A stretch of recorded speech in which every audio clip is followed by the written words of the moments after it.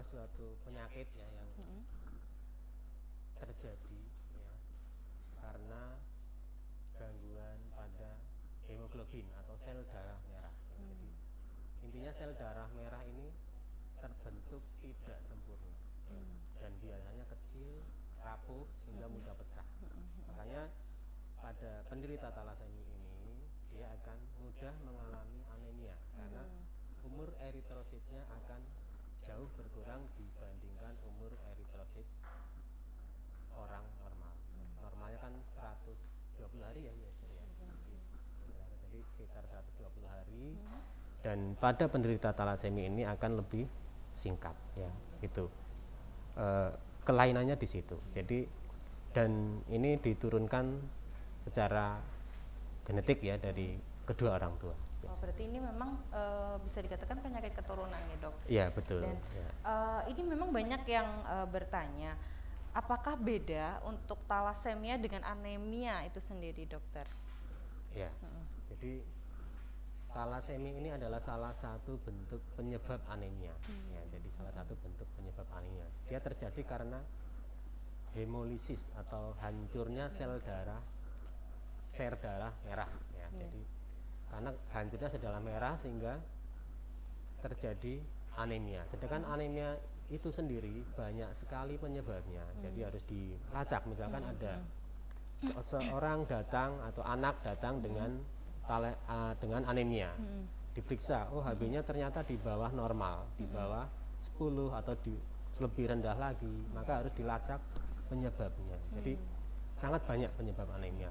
Ada karena infeksi bisa ya, karena hemolisis atau hancurnya sel darah merah juga bisa ya, atau mungkin karena keganasan atau kanker itu juga bisa ya. Jadi harus dipastikan ini penyebabnya dari mana untuk anemia itu sendiri. Jadi talasemia ini merupakan salah satu penyebab dari anemia gitu, dokter. Ya, betul. Ya. Kemudian seperti apa sih, Dok, mungkin perkembangan penyakit talasemia di Indonesia itu sendiri, dan mungkin di Kebumen juga khususnya untuk pasien-pasien dokter itu seperti apa untuk saat ini? Ya, jadi kita di Rumah Sakit Umum Dr. Sudirman Kebumen ini merawat kurang lebih ya 60 pasien dengan talasemi ya. Jadi kebanyakan memang pasien anak yang nanti ketika dia berusia 18 tahun maka menjadi pasien dewasa atau masuk ranah dokter penyakit dalam ya. Jadi dan kecenderungannya memang setiap tahun itu ada peningkatan ya, karena memang setelah kita amati, memang setelah kita lacak ada anak datang dengan keluhan pucat, kemudian pembesaran perut biasanya ya, dan anaknya kelihatan tidak sesak tapi HB-nya rendah ya. Jadi talasemi ini memang penyakit anemia kronis. Jadi meskipun HB-nya bisa sampai datang dengan HB 4 tetapi anaknya tidak sesak. Makanya orang tua jarang memeriksakan anaknya karena merasa anaknya ini baik-baik saja. Ya, jadi kenapa nggak periksa ya? Ketika kita tanya, karena anaknya tidak pernah ada keluhan aktif, hanya mungkin keluhannya memang pertumbuhannya tidak sesuai dengan anak yang lain. Tadi dokter menyampaikan bahwa memang setiap tahunnya itu meningkat. Nah, kemudian ini dokter Esther, tadi seperti yang dijelaskan oleh dokter Agus bahwa memang pertumbuhan talasemia di Indonesia ataupun di Kebumen ini kasusnya meningkat. Kemudian seperti apakah sih, Dok, kita atau mendeteksi secara dini untuk penyakit talasemia itu sendiri? Mungkin dari hal yang mudah apa sih yang bisa dilakukan oleh masyarakat atau oleh orang tua gitu, Dok? Oke, Mbak Tina. Jadi seperti tadi sudah dijelaskan Dokter Agus ya, bahwa talasemi ini adalah kelainan pada pembentuk eritrosit atau sel darah merah. Jadi dalam hal talasemi ini memang pasien dengan talasemi ini yang tergantung transfusi seumur hidup dia akan berhubungan dengan laboratorium, baik itu mulai dia penegakan diagnosis di awal maupun nanti saat dia memperoleh transfusi atau tata laksana selanjutnya begitu. Nah, yang apa sih peran lab ya dalam diagnosis ataupun screening dari talasemi ini? Sebenarnya untuk screening dan dan diagnosis ini hampir sama. Peran lab hampir sama. Untuk screening dan diagnosis yang pertama ini adalah pemeriksaan darah perifer atau darah lengkap yang meliputi Hb, leukosit, trombosit. Biasanya orang taunya itu ya, hemoglobin, leukosit, trombosit. Nah, khusus untuk kalau ada kecurigaan dari dokter, misalnya dokter Agus tadi curiga ya ini anak kemungkinan mengarah ke talasemi atau anak dengan anemia yang berulang. Jadi yang diminta pertama adalah itu. Jadi pemeriksaan darah perifer yang dilihat adalah hemoglobin dan juga indeks eritrosit. Nah, untuk di Indonesia sendiri karena kemungkinan ada keterbatasan sarana dan prasarana, kadang kalau anak datang dengan Hb rendah, kemudian tadi juga indeks eritrositnya tadi yang seperti dokter Agus bilang kecil-kecil, jadi mikrositik hipokromik, kemungkinan dokter akan mencoba dulu dengan zat besi karena paling banyak di Indonesia itu untuk anak-anak defisiensi besi ya, dokter Agus. Selain talasemi ini yang pertama defisiensi besi, jadi kemungkinan akan dicoba dulu dengan terapi besi, terutama untuk dokter-dokter di vaskes primer atau FKTP. Ketika dengan terapi besi ini membaik, maka dianggap anak ini defisiensi besi. Artinya membaik bahwa Hb-nya jadi bagus, MCV, MCH-nya atau indeks eritrositnya juga bagus, maka dianggap defisiensi besi. Selanjutnya akan diterapi sebagai anemia defisiensi besi. Namun jika dengan penambahan zat besi ini ternyata tidak membawa perubahan, Hb-nya tetap rendah atau Hb-nya misalnya awalnya Hb-nya bagus tapi indeks eritrositnya sudah rendah, maka akan dicurigai anak ini menderita talasemi, maka dilakukan pemeriksaan lanjutan. Nah, pemeriksaan lanjutan yang diperlukan diantaranya adalah apusan darah tepi atau dikenal dengan morfologi darah tepi. Nah, pada anak-anak dengan talasemi ini darah tepinya atau morfologinya itu nggak karuan, jadi ukurannya, bentuknya itu bermacam-macam, berbeda dengan yang normal. Yang normal dia akan seragam, bagus bentuknya. Tapi pada anak-anak talasemi bentuknya akan bermacam-macam. Itu. Selain apusan darah tepi, nanti juga akan diteruskan untuk diagnosis standar atau diagnosis bakunya adalah analisa Hb, HPLC gitu. Dari analisa Hb ini nanti akan terlihat fraksi-fraksi dari hemoglobin sehingga bisa ditentukan apakah ini talasemia mayor atau minor atau dia hanya pembawa sifat gitu. Itu akan terdeteksi di situ. Jadi seumur hidupnya memang akan berhubungan selalu dengan laboratorium gitu nggak dok ya? Iya, terutama untuk talasemi yang tergantung transfusi. Jadi sebenarnya ada talasemi yang non dependent transfusi. Jadi misalnya pembawa sifat, dia Hb-nya akan bagus, tidak masalah, tidak membutuhkan transfusi. Tetapi untuk yang talasemia mayor atau intermedia, dia akan membutuhkan transfusi seumur hidupnya. Nah, sebelum melakukan beberapa serangkaian pemeriksaan seperti itu yang tadi sudah dijelaskan sama Dr. Esther, dok, mungkin ada beberapa orang tua yang belum mengetahui seperti apa sih tanda-tanda atau apa sih yang harus diwaspadai sebagai orang tua kalau anak ini bisa mengarah ke talasemia, tanda-tanda secara umum.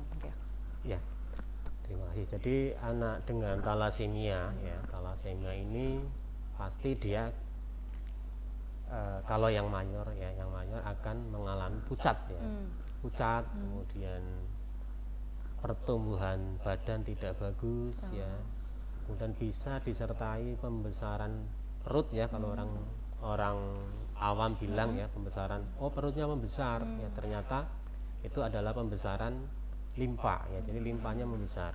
Kemudian bisa juga disertai dengan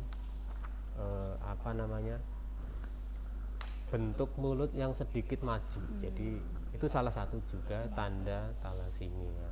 Jadi yang perlu diwaspadai itu. Jadi idealnya memang ya untuk anak-anak di Indonesia memang harus dilakukan screening ya, screening untuk paling tidak darah Hb ya, Hb dicek ya, kita periksa, oh Hb-nya berapa, normal atau tidak. Kalau di bawah normal harus cari lagi penyebabnya seperti itu ya.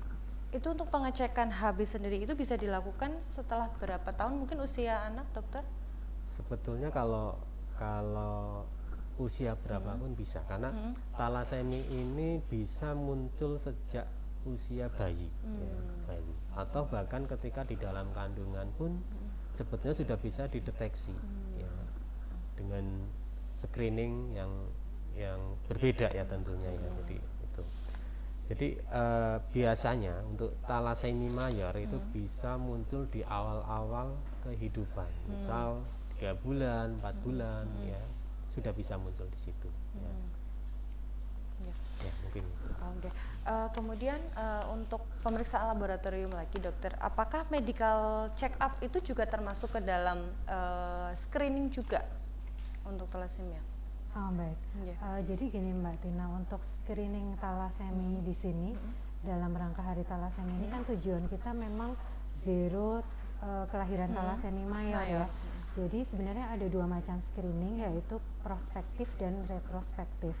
Yang pertama yang prospektif itu memang screening massal, semua orang di screening gitu. Kalau yang retrospektif ini adalah bahwa kita men-screening orang-orang yang punya keluarga dengan riwayat talasemi gitu.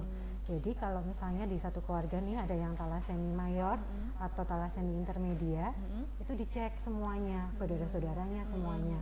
Karena dikhawatirkan mereka ada pembawa sifat. Jadi nggak masalah, dia nggak menerima transfusi, HB-nya bagus, tapi ternyata dia pembawa sifat. Nah, ketika pembawa sifat ini nanti menikah dengan pembawa sifat, dia akan keturunannya akan ada yang beresiko 25% untuk jadi talasemi mayor yang butuh transfusi seumur hidupnya. Nah, sebenarnya ini yang mau kita cegah tuh di sini gitu, karena kan nggak ada nih obat yang bisa mencegah supaya nggak talasemi, nggak ada. Jadi pencegahannya itu di sini dengan screening yang ketat. Jangan sampai yang pembawa sifat ini menikah dengan pembawa sifat. Nah, screeningnya tadi itu. Jadi yang pertama pemeriksaan hematologi rutin, HB, indeks eritrosit, itu yang sebenarnya paling penting di awal. Ketika itu nanti mencurigakan ke arah talasemi, baru akan dilanjutkan dengan pemeriksaan yang lebih complicated seperti analisa HB, dan kalaupun tidak konklusif juga bisa analisa DNA. Kemudian tadi yang Dokter Agus bilang bahwa sejak di dalam kandungan bisa dicek, ya memang bisa, tapi di Indonesia sendiri memang baru dilakukan di lembaga Eijkman gitu. Jadi dari apa ya, cairan ini amnionnya bisa dilakukan begitu. Nah, kalau yang tadi Mbak Tina bilang dengan MCU itu berarti termasuk yang screening prospektif. Jadi semua orang yang melakukan medical check up juga dilakukan screening. Kalau ada kecurigaan kemudian dilanjutkan ke arah pemeriksaan yang lebih spesifik untuk talasemi. Mungkin untuk Dokter Agus, apakah ada mungkin pernah bisa sharing, mungkin bercerita sedikit kepada teman-teman atau sahabat sosial media kami semua di sini, pengalaman-pengalaman mengenai penanganan talasemia untuk pasien-pasien di sini seperti apa, mungkin untuk bisa memberikan inspirasi kepada teman-teman yang melihat di sini. Baik, jadi sepanjang saya di rumah sakit umum Dr. Sudirman ini, jadi pelayanan talasemi semakin tahun semakin membaik. Dulu saat awal-awal saya di sini memang untuk talasemi bisa nginep 1 hari, 2 hari, ya, bisa sampai 2 hari ataupun bahkan 3 hari, ya. Untuk saat sekarang sudah semakin singkat atau kita sebut one day care, ya. Jadi one day care ini ya cara orang awam ya tidak perlu nginep lah, ya. Jadi begitu transfusi bisa pulang, ya.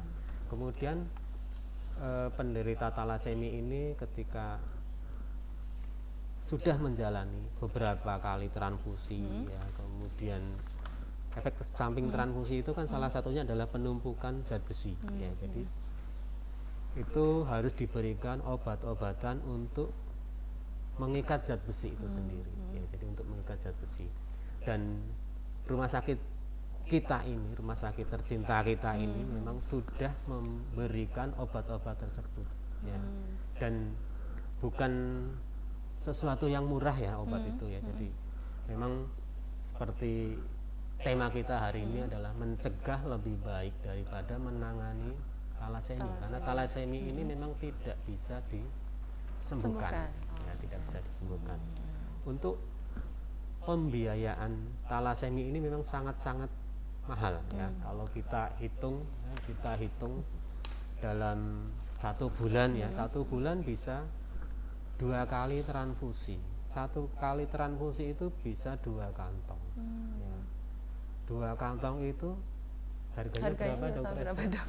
Biaya pengantian darah itu Iya. berikut pemeriksaan uji reaksi itu sekitar 450 per kantong. Per kantongnya. Iya, per Bukan, kantong. bukan darahnya ya. Oke. Bukan Ya, darahnya. per kantong. Kalau darahnya kan memang gratis ya dari Gratis. pendonor. Iya. Cuman biaya Biaya pengelolaannya karena kan Itu untuk yang mahal ya. iya, Dok, ya? karena untuk 1 kantong itu kan membutuhkan berbagai macam pemeriksaan, HIV, HBsAg gitu ya. Dan sebagainya. Itu sekitar 400-an. itu sendiri baru ya, Dok, ya? ini baru darah ya, baru darah, belum darah. tenaga keperawatan ya, belum tenaga dokter, administrasi, Belum pendaftaran obat dan besi, lain-lain. obat Jadi relasinya. ya, sekali transfusi mungkin sekitar 1 juta lebih ya, itu baru transfusi. Padahal bisa 2 kali sebulan. Sebulan. Ya, 2 kali sebulan. Kalau dalam sebulan hitung-hitungannya hanya transfusi saja itu sekitar 3 juta. Sangat 3 mahal juta. sekali. Kurang ya. lebih ya Iya, itu ya. iya. Itu kalau tidak ada obat lain. Lain, Ya. Misal Pak, anaknya ternyata ada batuk, ada pilek kan kita obati Tambahin juga. tinggi, Iya. Kemudian obat talasemi ini juga sangat mahal ya bisa dikatakan. Jadi dalam 1 hari, 1 harinya itu penderita talasemi itu minum sekitar 100.000 per hari. Itu kalau buat bakso berapa? Iya. Lumayan ya. Jadi, Sangat banyak sekali. ya, 1 tablet itu 30.000 kalau tidak salah kali 3. Berarti 100.000 per hari dikali 30 berapa itu? 3 juta 3 ya, juta. kurang lebih ya. 3 juta plus 3 juta. Berarti kurang lebih 1 bulannya itu untuk menangani talasemi ini sekitar 6 juta. kurang lebih Kurang ya. lebih. Begitu. Mas, seperti itu ya. Ini ada beberapa pertanyaan dari teman-teman sahabat sosial media yang sudah menuliskan pertanyaan di Instagram kami, Dok. Yang pertama, mungkin untuk Dokter Agus dulu. Dok, saya anak talasemia, mau tanya kalau telat minum obat kelasi besi bisa punggung sakit ataupun merasakan panas terus. Apakah karena ada hal lain, Dok? Mungkin terima kasih sebelumnya bisa dijawab. Iya. Jadi obat chelasi besi atau pengikat zat besi ini memang harus dikonsumsi oleh penderita talasemi. Cuman kendalanya memang yang namanya anak-anak ya, anak-anak itu bebas ya, bebas. Yang menentukan nanti orang tuanya. Jadi harus dilatih minum obat sejak dini. Ya. Jadi kita ada beberapa kemasan obat. Yang satu yang 3 kali sehari, satunya lagi yang sekali sehari. Yang sekali sehari ini rasanya lebih enak ya, lebih manis ya, ada manisnya, bisa dilarutkan dengan air. Itu biasanya kita berikan pada anak-anak yang memang sulit mengkonsumsi obat. Ya. Dan biasanya kalau yang cewek-cewek rajin ya, anak-anak cewek ya, karena memang apalagi kalau sudah remaja gitu ya, biar kulitnya tidak terlalu hitam ya. Jadi kalau talasemi ini kan kalau sering transfusi, zat besinya bertambah, tidak diikat, maka kulitnya menghitam seperti saya ini. Ya. Talasemia, Dok. Oh, seperti itu ya, Dok ya. Iya, jadi hitam. Kalau yang ini agak putih ya. Agak. Jadi itu. Agak gitu. Jadi seperti itu. Dan obat ini apabila tidak diminum ya, apabila tidak minum, otomatis kan zat besi akan yang menumpuk akan bertambah. Ya. Efek penumpukan zat besi itu bisa di kulit ya. Jadi kulitnya jadi hitam, kemudian di ginjal, di jantung ya. Tapi kalau punggung sakit saya kira itu harus dicari penyebabnya ya, belum tentu dari karena tidak minum obat itu, karena terlambat. Kalau terlambat tidak masalah, asal minum ya, asal minum karena dia berlaku 24 jam, tapi usahakan ya memang tepat waktu. Yang paling ditakutkan itu adalah efek samping di penumpukan otot jantung. Karena itu bisa menyebabkan henti jantung ya. Jadi ketika si jantung ini sudah termasuki zat besi ya, kelebihan zat besi jantung, maka dia bisa menyebabkan jantungnya tidak berdetak dengan baik dan bisa menyebabkan meninggal mendadak. Ya, itu yang harus dipahami. Oke, ya itu sudah dijawab untuk pertanyaan yang pertama. Kemudian yang kedua dokter, mungkin dok saya mau tanya, kalau pemeriksaan gen pembawa thalassemia, ini mungkin dokter Esther bisa menjawab, apakah harus sebuah keluarga atau bisa suami dan istri? Kemudian apakah gratis ataupun bayar? Seperti itu dok. Ada pertanyaan. Oke, terima kasih pertanyaannya. Jadi sebenarnya untuk pemeriksaan thalassemia ini nggak langsung harus pemeriksaan gen. Analisa gen ini adalah pemeriksaan terakhir ketika analisa HB atau HPLC itu tidak konklusif gitu. Analisa gen sendiri di Indonesia baru satu yang bisa melakukan, yaitu di lembaga Eijkman Jakarta. Dan itu masih, kalau saat ini screening itu masih biaya sendiri, belum ada setahu saya belum ada klaim BPJS untuk pemeriksaan screening gitu. Jadi baru ada satu, dan analisa ini memang seharusnya suami istri karena tadi itu kalau yang satu pembawa anaknya bisa thalassemia mayor gitu, kemungkinan 25%-nya. Tapi nggak harus sampai ke situ. Jadi tadi screeningnya mulai dari pemeriksaan HB dulu aja, HB dan indeks eritrosit, hapusan darah tepi, status besi, analisa HB. Kalau itu memang belum konklusif baru nanti dilanjutkan, tapi selama ini jarang sekali sih yang lanjut harus analisa gen. Tapi untuk pemeriksaan HB itu sendiri berbayar nggak dok? Atau memang bisa diklaim BPJS? Iya, kalau screening semua hal yang berkaitan dengan screening tetap biaya mandiri ya. Mandiri apa ya, menyambung dokter Esther ya. Monggo dok. Jadi untuk screening ini tidak harus di rumah sakit ya, karena untuk BPJS, untuk screening darah rutin itu bisa dikerjakan di FKTP, FKTP di puskesmas atau dokter keluarga, itu bisa. Nanti kalau dari sana ada masalah baru dirujuk ke rumah sakit. Ternyata HB-nya kok di bawah normal, selalu di bawah normal, berarti harus dicari penyebabnya ke arah mana ya. Kalau di puskesmas saya kira bisa darah rutin ya, darah rutin bisa ya. Oh, berarti tidak harus di rumah sakit nggak dok, bisa di fasilitas kesehatan tingkat pertama, puskesmas ataupun dokter keluarga. Kemudian dok, ini untuk dokter Agus, apakah ada makanan sih yang tidak boleh dikonsumsi pada penderita thalassemia? Kemudian jika saya seorang yang aktif berolahraga dok, aktivitas fisik apa sih yang memang, apakah ada yang harus dibatasi ataupun yang tidak boleh dilakukan untuk para penderita thalassemia? Ya, thalassemia ini kan sebetulnya masalahnya adalah di HB yang rendah ya. Dia mau olahraga apa ya boleh selama HB-nya tercukupi ya. Kalau secara teori memang ideal di atas 10 ya, di atas 10 mau olahraga apa boleh. Yang penting jangan terlalu memaksa gitu. Kemudian masalah makanan ya, makanan ini memang penderita thalassemia tetap harus juga mendapatkan nutrisi yang mencukupi ya, karbohidrat, protein dan lain-lain ya.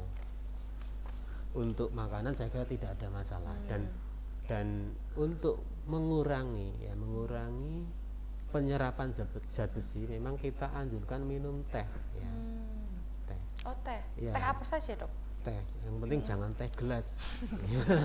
Jadi teh yang dibuat sendiri ya. Oh, Jadi baik, teh baik, tawar lebih baik. Ya. Teh gelas nggak boleh ya dok Nggak ya? Ini kan boleh. anak kecil banyak sekali dok yang suka teh gelas nih dok. Ya, asal bukan penderita talasemi sebetulnya tidak Aman-aman saja. dianjurkan juga ya. Oke.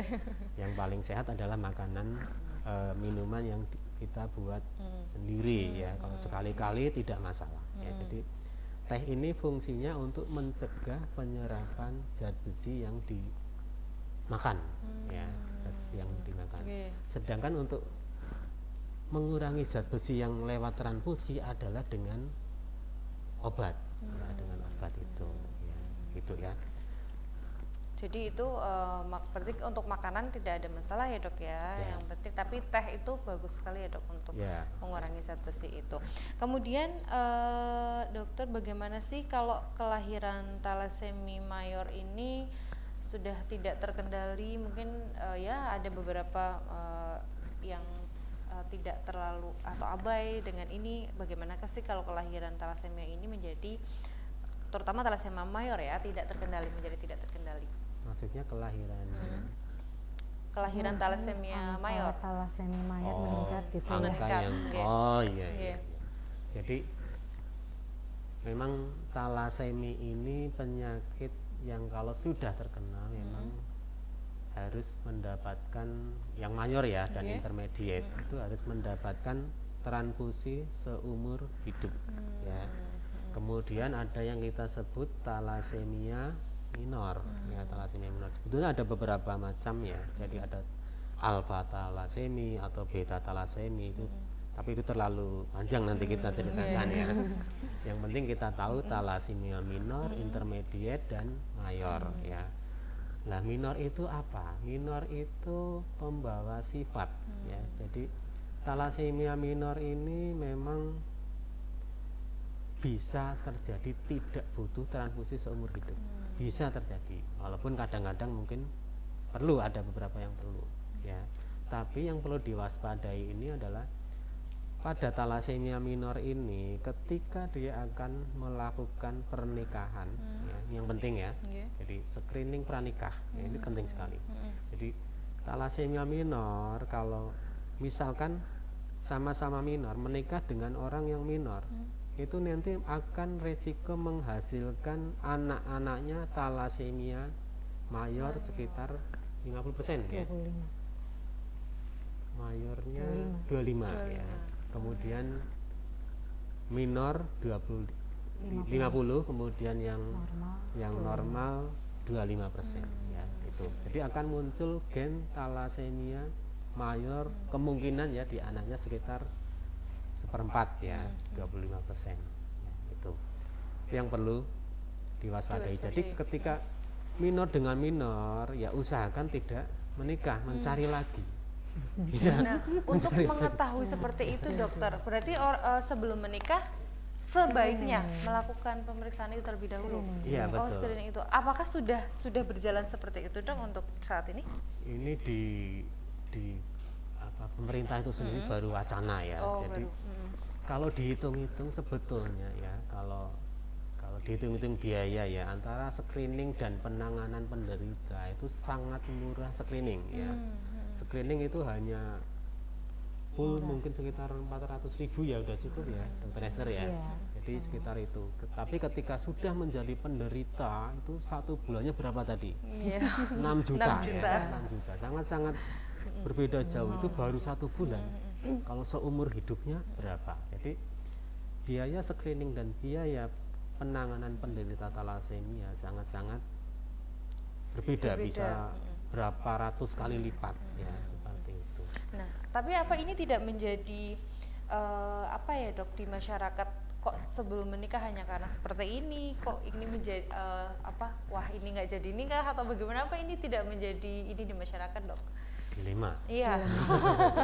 Ya, ini adalah suatu pilihan ya, jadi suatu pilihan. Pasti banyak nih dok yang seperti itu. Wah ini kok saya mau menikah kok harus tes seperti ini, kok jadi nggak nikah? Apakah ini tidak menjadi dilema juga di masyarakat? Ya, misalkan minor dan minor sama-sama cinta. Iya.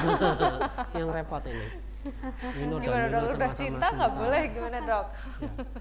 Ya, kita harus memberikan edukasi ya. Screening pranikah kan tujuannya untuk itu ya. Kita berikan edukasi. Oh, ini kalau kamu menikah, Anda menikah, maka risikonya seperti ini. Pilihan ya.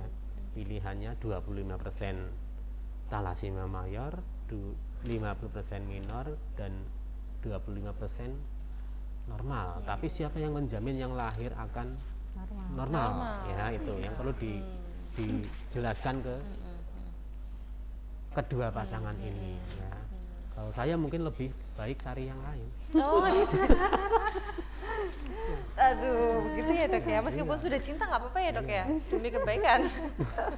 Dan satu lagi ya, misal penderita thalassemia mayor ya, thalassemia mayor bukan tidak boleh menikah, malah boleh menikah dengan yang normal.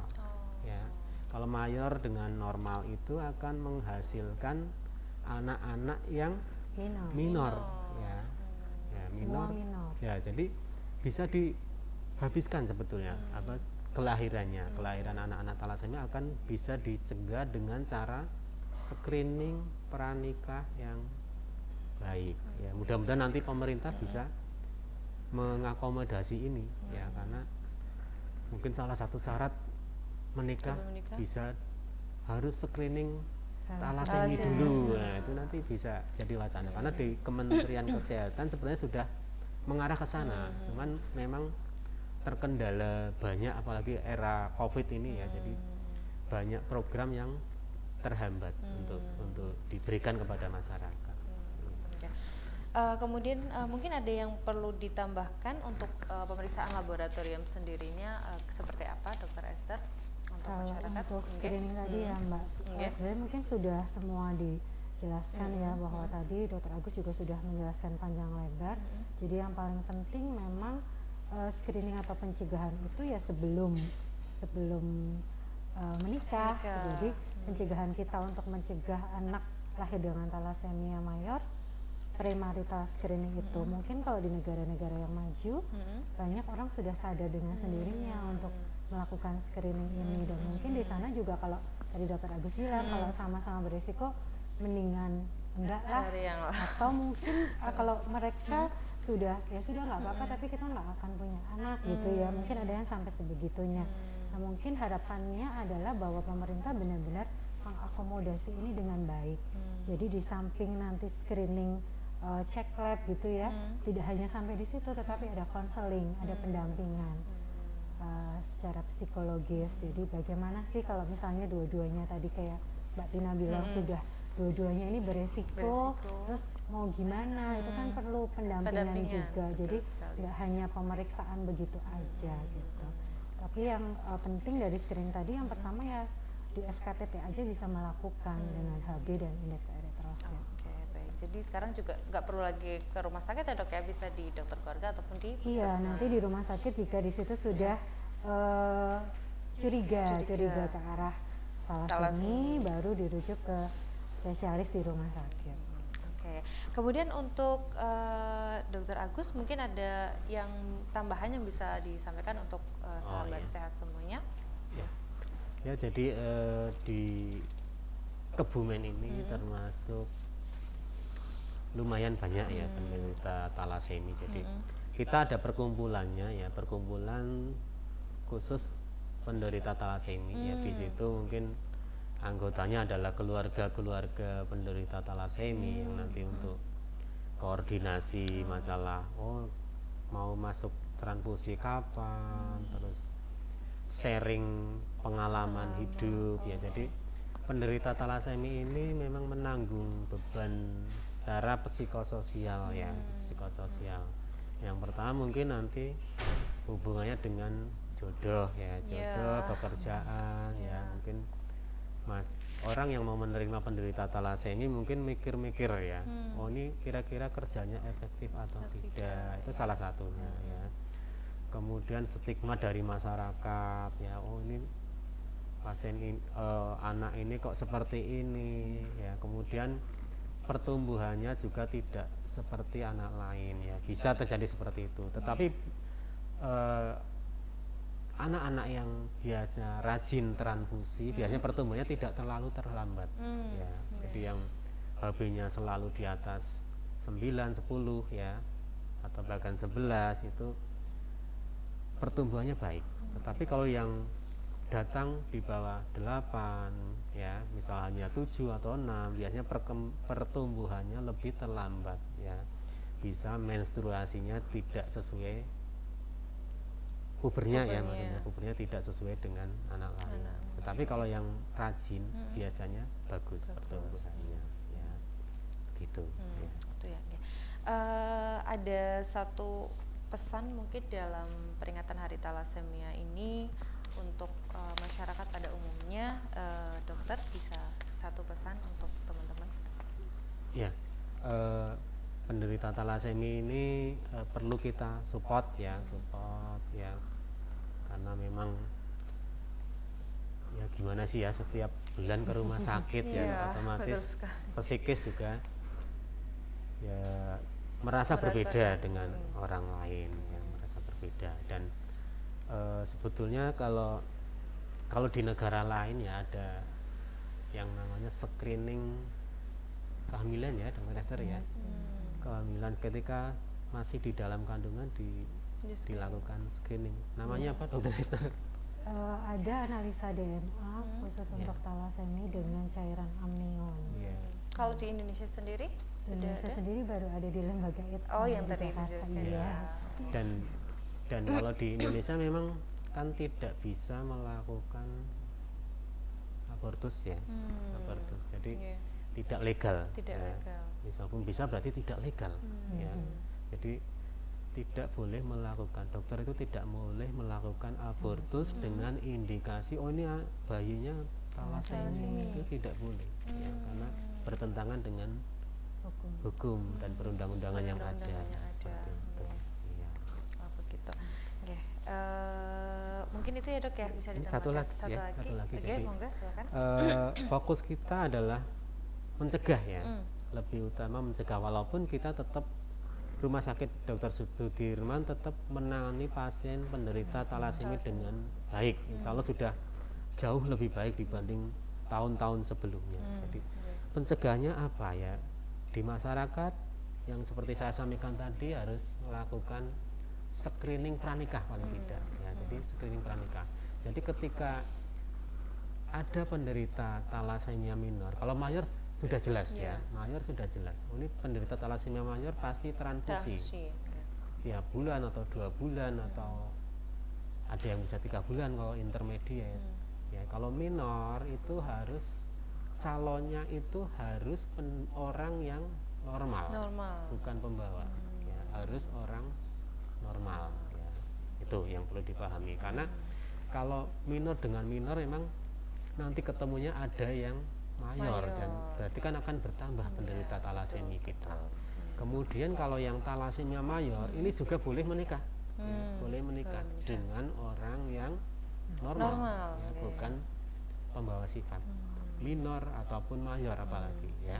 Itu mungkin itu yang pesan kita hari ini itu ya. Screening awal pranikah penting ya, Dok. Penting. Ya, thalassemia.